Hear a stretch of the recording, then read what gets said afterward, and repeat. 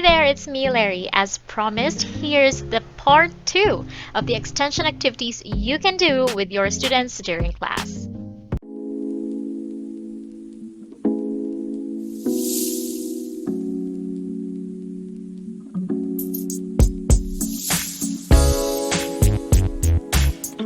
Hello and welcome back. If you're new here, please don't forget to like and subscribe to this channel because I upload content related to ESL or teaching English as a second language. I also post or will be posting videos regarding my journey in public speaking and tips and tricks how to make your classes more fun and exciting.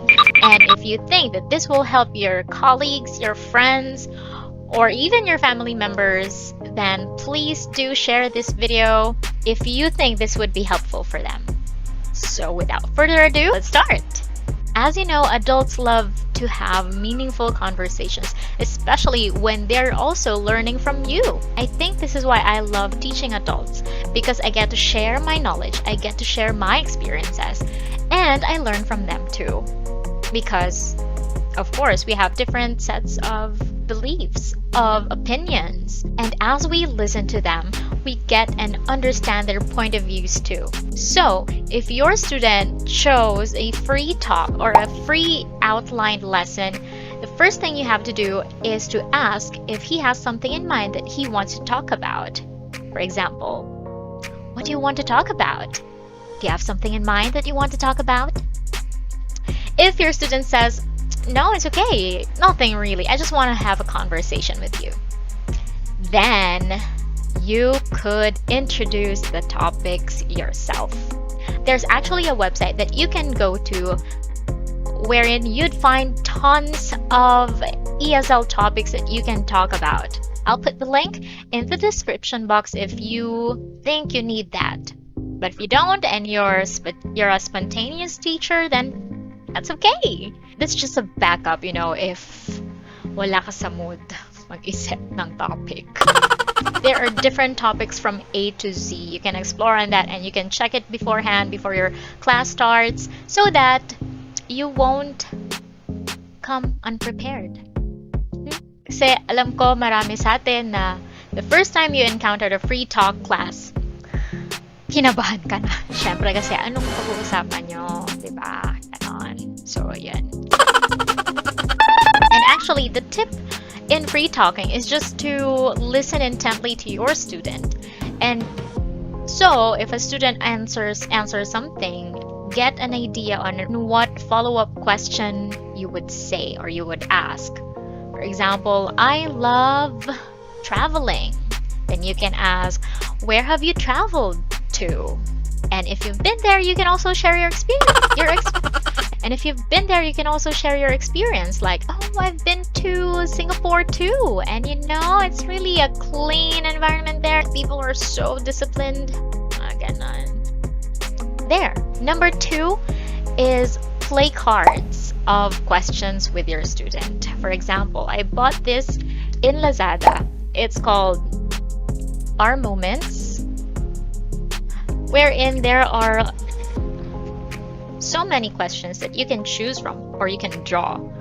Like, wait. There. Something like this. Is there something that you would like to change about yourself? And then show the question to your student.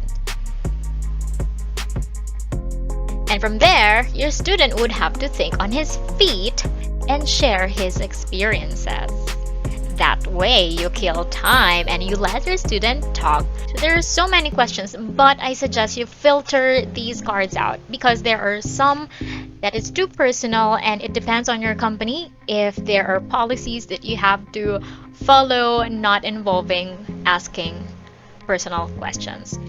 So, isa-isahin mo na kung ano yung mga pwede at hindi pwede. For instance, in 5-1 Talk, they prohibit us from talking about political topics or even the COVID-19 issue or even the COVID-19 issue. We cannot talk about that at all. For example, the student asks a question, how's the COVID situation in your country, teacher? And then you just have to say, oh, we're okay. I hope everything gets better soon. Don't ask how's their situation anymore because it will further expand the topic on COVID. Just say, I hope you're all well and safe too. And then divert the topic by asking another question related to that, like, oh, by the way, how do you keep yourself fit? Do you exercise? Do you jog in the morning? Practice your spontaneity. Or if the student or if the student asks you about political matter, just say, I'm not quite familiar with the issue. Can we talk about something else? Is it okay to talk about something else? How about, ganon, sabihin mo na lang. Suggest something else that you think would interest your student too. The important thing is to stay polite and to say it in a nice way. Yahoo! Okay, another question. If you could sit down with your 15-year-old self, what would you tell him or her? So again, encourage your student to talk and talk and talk, and you're just there to facilitate the lesson, kumbaga. You're just there to correct his grammar, you're just there to correct his pronunciation, and you're just there to incorporate words that he cannot express in his own words from his vocabulary box. Alright? Another one is show and tell. That's number 3. We're at number 3 already, right? Okay. Number 3, show and tell. You may ask the student if he wants to do an icebreaker. So instead of saying, do you want to play a game? Because that's only applicable for those who are young learners, right? If you have an adult, then you replace the word game with the word icebreaker. So just to make this lesson more fun, would you like to try an icebreaker? So you show how the game works. So you would have to show your students something. It could be a picture or a word or a real thing. And then ask your student to say something about it. You can even ask, what does this remind you of? So yon, make it relatable to your student. And so with that, you encourage again your student to talk more, to talk and talk and talk. So if not that, you can write on your whiteboard a thing that is like a warm-up to your lesson. For example, your lesson is about dealing with difficult people. So example, the lesson is about that. So you can suggest a word that is connected to that. For example, hard-headed.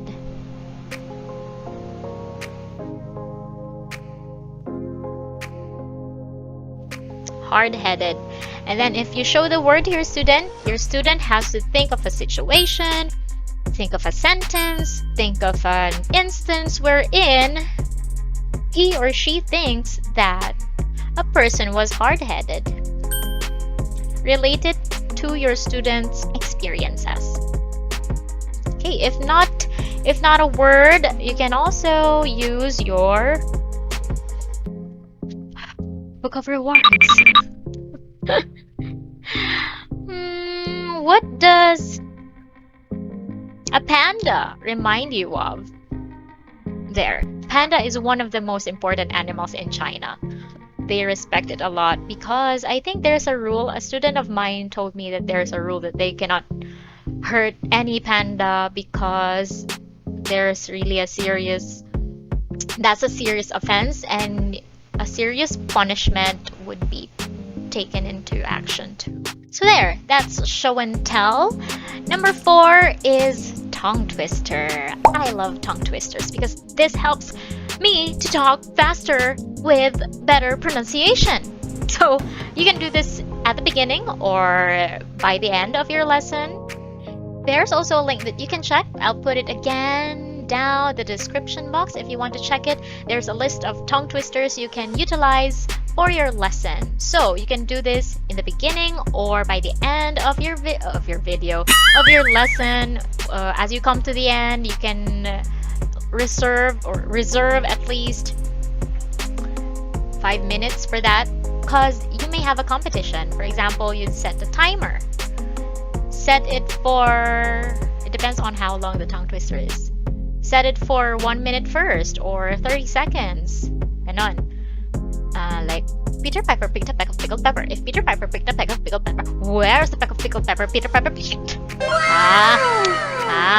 I just practiced that because I'd still want to improve my pronunciation, because I'm not perfect. I still commit mistakes. Just so do you, right? So all we could do is practice and make ourselves better every day. And speaking of being better every day, I've just recently been active on TikTok. You can follow me here because I upload daily contents about ESL, or no, not ESL, about English words. I read my devotionals every day, and so I pick up something from every devotional passage, and then I share a word, and then I give the meaning. I give an example sentence that you can also learn from. So if you're interested, please follow my TikTok account too, and see you there. So of course, if you're going to practice a tongue twister, you have to read it slowly and clearly first. You can demonstrate it to your student, then after you say, okay, it's your turn now, and then ask him or her to read it slowly, and then go faster the next time around. It kills time and it's fun. It sets the mood. So I suggest do this in the beginning. Kumbaga sa kids, di ba, may sing along. Sa adults, use tongue twisters. But hey, this does not apply to all, because there are some who are just too serious and aren't game for that kind of icebreaker. So assess your student then. Ma-feel mo naman yun eh. Yung kumbaga parang pag serious type, proceed ka na lang with the lesson. Just kamustahin mo muna and then just proceed with the lesson. As you go along, maybe mahuli mo yung kakiliti, di ba? Maybe, fun din pala siya. Then you can do it as you come to the end of the lesson. The fifth one that I would recommend is 2 truths and a lie. At first, actually, I didn't find this interesting. But then when we get to play it, ang fun pala niya. Sobrang nakakatawa pala siya. And you also get to know the student more, because you think creatively, but also you get to know the student in a fun way. So it's creative and fun. So yeah, the title explains it. You will say 2 truths and a lie, 1 lie about yourself, and your student would have to guess which one is the lie. So, for example, 2 truths and a lie. I've been to Paris. I hate banana milk. I love cycling. You have to do it with your poker face so that the student will not have an idea which one is the lie. Okay? So what's your guess?